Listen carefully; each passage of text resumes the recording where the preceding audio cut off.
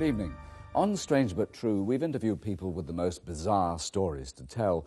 But tonight, we talk to a group who say they've experienced something which defies belief: alien abduction. Why do so many people risk ridicule by claiming they've been kidnapped and taken aboard a flying saucer? And what would convince a Harvard professor of psychiatry to conclude the accounts of alien abduction that I have dealt with are not dreams, not hallucination, but real experiences? Tonight, Strange But True looks at what are known as close encounters of the fourth kind.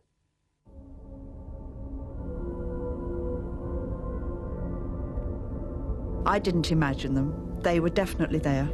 We know what we're seeing. Whether people believe it or not, it doesn't really matter. Why me? Or why anybody? It's been a wonderful experience and it's changed my life. The idea of aliens coming to Earth is as old as myth itself. Legends about invasions from the sky pepper history and folklore. Invaders from outer space were among the first themes of the burgeoning film industry. The B-movies of the 40s and 50s made the subject a cult genre. The Martians! The ghost!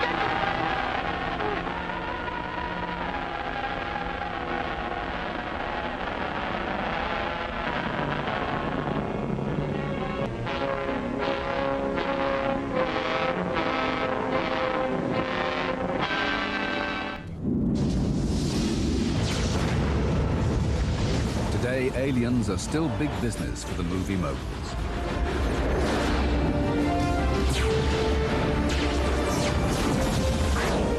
That's what I call a close encounter. But the idea that aliens were really visiting us was set in stone by the story of Barney and Betty Hill, an American couple who reported sighting a UFO in 1961.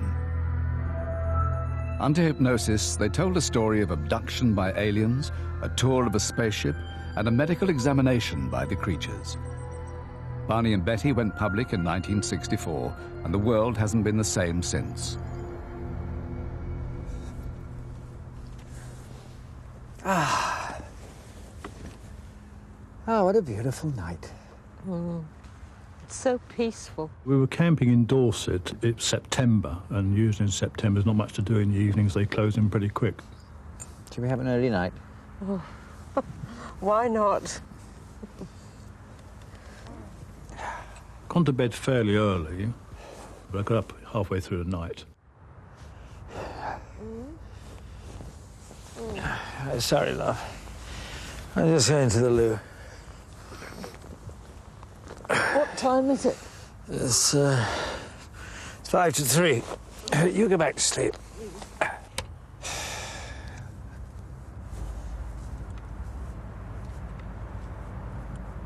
I noticed lights shining in the field to my right. They were just like orange gold balls of they weren't flames, they were just a solid shape, but with a golden orange colour. Pam. Come and have a look at this. We just stood outside the tent. It was quite a bright night. The moon was out and there was no clouds or anything. There wasn't any noise. There was nothing at all. There was no sounds. You were just being transfixed to these golden lights, these balls. And everything was done very calmly and very slowly. And I can remember one of the strange bits was that I was very, very happy. We could only stood there probably about 2 minutes looking at them. I'm going to get my camera.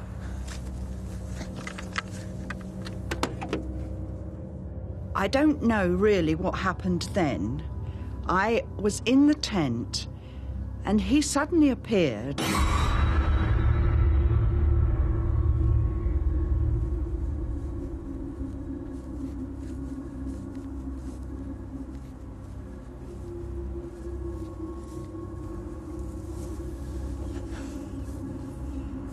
They're gone now. Pamela, a smoker, then noticed a pile of cigarette ends at her feet that hadn't been there before. Unaccountably, 3 hours had passed. What time is it? 20 to 6.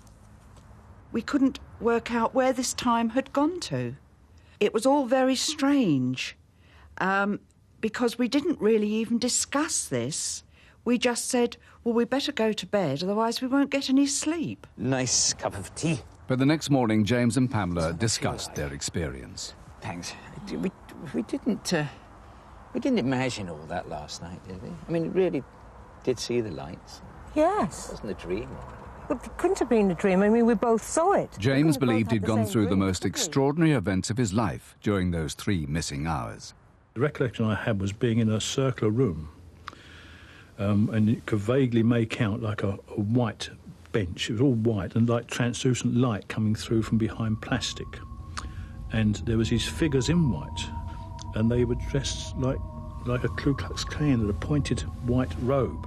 Just a white area from top to bottom, but you could tell they were some sort of something that could walk about. I couldn't feel as I was laying on anything, but what it was felt quite cool or cold, and I was looking to my left. So I wasn't upset, I wasn't frightened. If anything, I feel it's had beneficial consequences. I feel that there'd been an experience that maybe it's made our lives more enriched, I don't know. So, victims of space kidnappers? Or is there a more earthly explanation?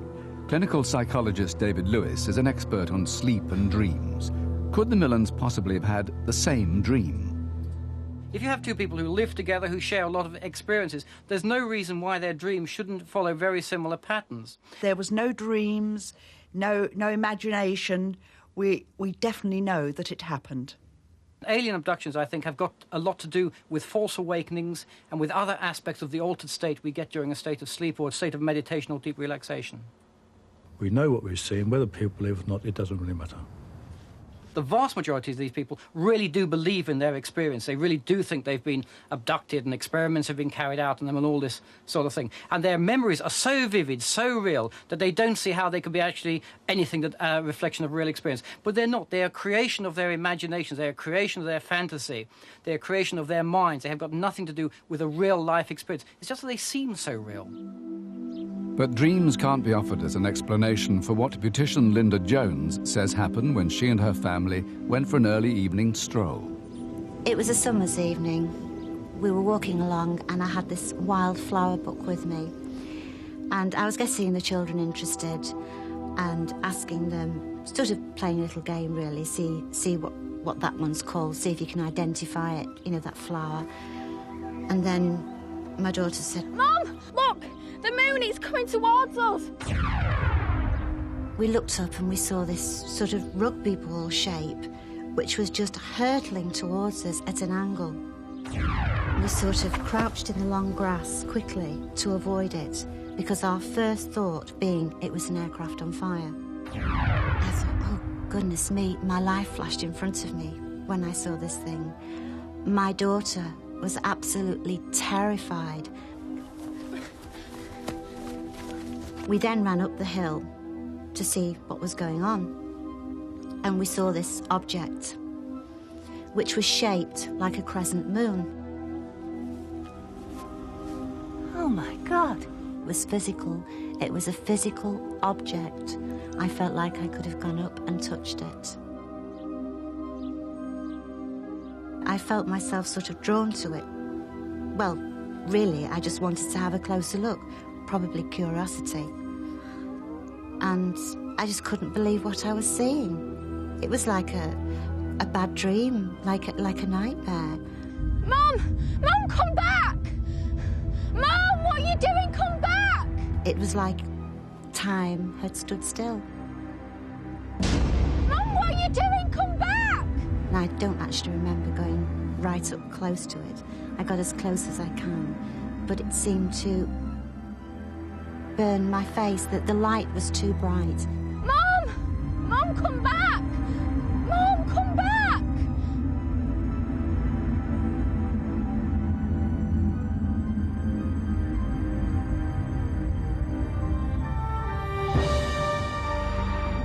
Mum, what are you doing? Come back! I have never seen anything like that in my life before that day, and have never seen anything since. Mum! Mum! We didn't look back. We just ran down the hill, and we ran as fast as we could. Terrified, the three ran straight home. When they got there, they discovered that an hour and a half could not be accounted for. I came home from work, and the house was empty. Shortly after, my wife, daughter and son arrived, and they were very, very excited. Dad, come look at the big boat in the sky! They asked me what I thought they'd seen, and I took a wild guess and said a spaceship. And they replied, "Have you seen it also?" 8 o'clock in traffic news. Yet another lorry overturned. Stranger things were to happen the next morning. Do you want some toast and coffee, love? What the hell's that on your face? What? Round my wife's eyes was all red, like it had been scorched, quite badly. And they were all burnt and scaly just underneath and on the lids. Well, it wasn't really very sunny. In fact, it was fairly sort of overcast that weekend. So it wasn't due to sunbathing or anything like that. It was just very, very weird. There'll be no questions until I'm completely sure that you're perfectly relaxed and perfectly comfortable, so I don't want you to think that there's any sort of hurry. Linda decided to see a hypnotist in a bid to discover what had happened during the last hour and a half. And how will you actually hypnotise me? What happens? I can't actually remember the regression or anything about the regression. But Linda's session was recorded by the hypnotist. The results shocked her. What's happening? I'm watching the lights. There's someone standing next to them in the field. Then what? I'm floating.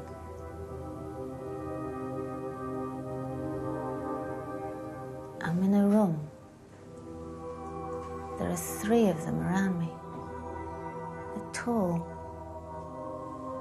They've all got black hair. Big almond-shaped eyes. They're wearing jumpsuits of some kind. All in one. What are they doing? Shining a light in my face. My legs feel so cold. Icy. I mean, I really can't believe it. It's so hard to take on board that sort of thing. I mean, I'm just a very ordinary, normal, down-to-earth human being.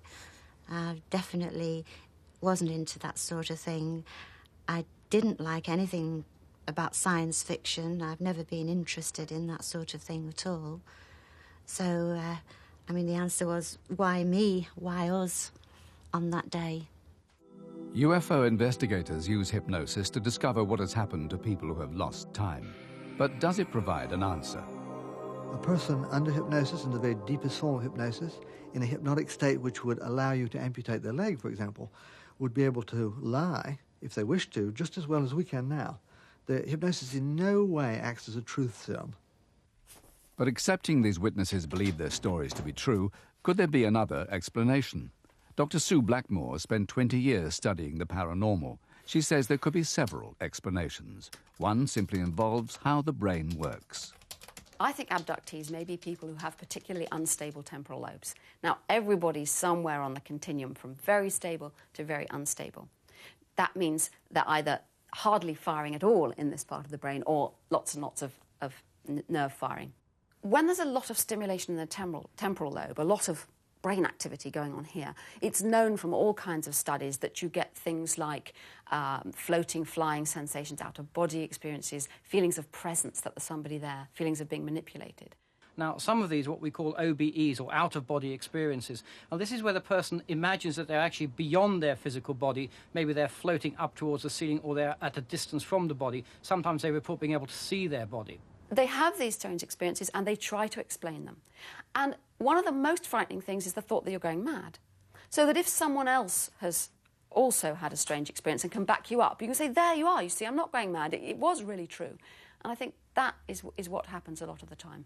Not that people are making it up, but that they're trying to fit the story together in such a way that it makes them feel better about it.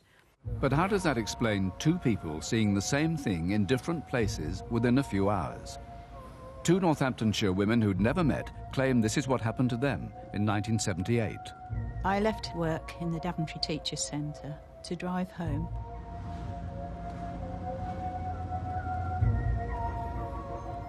I saw a brilliant red light over one side of the road and a brilliant green light over the other. It was attached to something grey, and I thought it was an aircraft which was very low. But as I got nearer to it, I found that it was actually stationary.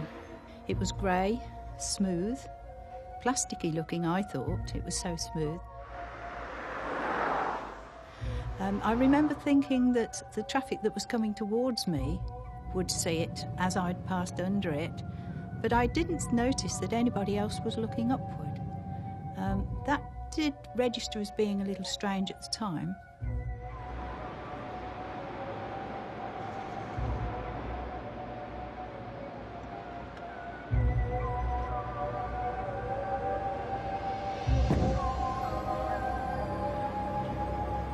So perfect against this darkening sky, this dumbbell shape with these two bright lights underneath. I had no idea what this object was. I'd never seen anything like it at all. It wasn't an airship, it wasn't a helicopter, it wasn't an aeroplane. I felt no fear at all, just curiosity and strangeness that it was something the like of which I'd never seen before.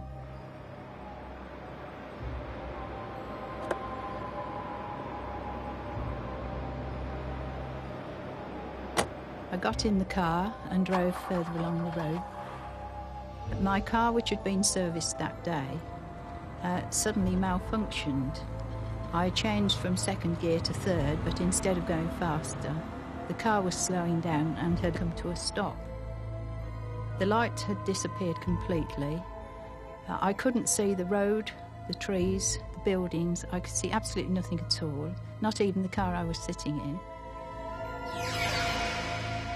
Suddenly there was a circle of brilliant white light, and then that light went out and darkness returned, and then circles of brilliant white light shone in a pattern on the ground, from left to right in a semicircle, on and off and on and off and on and off. I looked through the windscreen to see if I could see anything above that they could have come from, but I couldn't. Everywhere was black. The next thing Elsie knew was that she was driving towards home. When I got home, the kitchen clock said 6:15, and my journey had taken half an hour. The following day, that journey took 15 minutes. 2 hours later, and just 4 miles from Elsie's home, Georgina Lowry was driving 3 friends to a Women's Institute meeting. Georgina has never told her story fully before, though she did report her sighting to her local paper, just as Elsie had done. Her description of what she saw that night matches Elsie's exactly. Can you see these lights up here? Good gracious. There was a white light shining straight down from the clouds into the trees. As this light was shining, then the car started faltering. And then the light was suddenly switched off, and we saw a red and green light. And this object, or whatever it was absolutely pacing the car. And then the 2 lights went out into one single white light, which then shot off at a speed that I've never seen before, and it wasn't a plane. There was no sound whatsoever. This was what was worrying. When the story of the Northamptonshire UFO hit the papers, paranormal investigators asked Elsie to be hypnotized. What's happening? My head aches. There's a light, white light, coming towards me. What can you see now? There's a small creature coming towards me.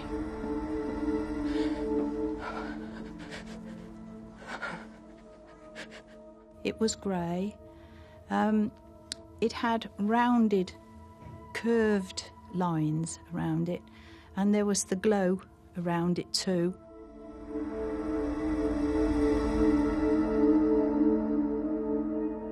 I just didn't know what they were at all. Today, reports of abductions are widespread, both here and in the USA.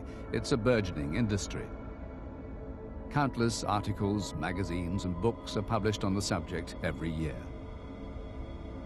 Could this information overload be responsible for the ever-increasing numbers of people claiming abduction? When we look at alien abductions in terms of education or culture, we find that really throughout cultures, and indeed throughout many religions, there are stories which might be linked to aliens arriving, aliens doing things, aliens building the pyramids, aliens intervening in the acts of man. And of course the ancient Greek believed that the gods deliberately intervened in mankind's affairs on earth. So these are very widespread myths and ideas and stories. To many observers, abductees are people who are easily deluded. But American doctors tested a number of them without knowing their extraordinary claims and found them to be of normal, indeed above average, intelligence. They are, in a sense, a distinct group in the fact that they perhaps have a very powerful imagination. They are able to vividly create images in their minds. I think what's happening most of the time is that people genuinely have weird experiences that they don't understand, because we don't understand our brains, you know, the greatest mystery in the world. But is it all to do with our brains? This book says not. It was written by John Mack, professor of psychiatry at Harvard University. He studied 100 abductees for 5 years and believes aliens are involved. He wrote, "What they experienced was real, not dreams, not hallucinations. These people's experiences suggest we're in a cosmos with beings far more intelligent than us and have the power to render us helpless for a purpose that we haven't yet begun to fathom." I'm definitely not prone to imaginary things, and it was definitely not an optical illusion. I mean, I find it's pretty hard for one person maybe to have an optical illusion, but for 3 people at the same moment in time to have an optical illusion, I mean, the odds are pretty small on that, aren't they? When people say to me that I dreamt it or I made it up, I give them a short, sharp answer and say, I was there, you weren't. You didn't see it. You didn't experience anything that I have experienced. I have experienced that. You haven't.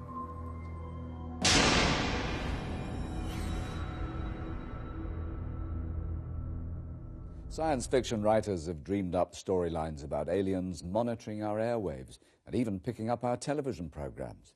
If there is anyone out there, please join us again next week, and don't forget to put the cat out. Good night.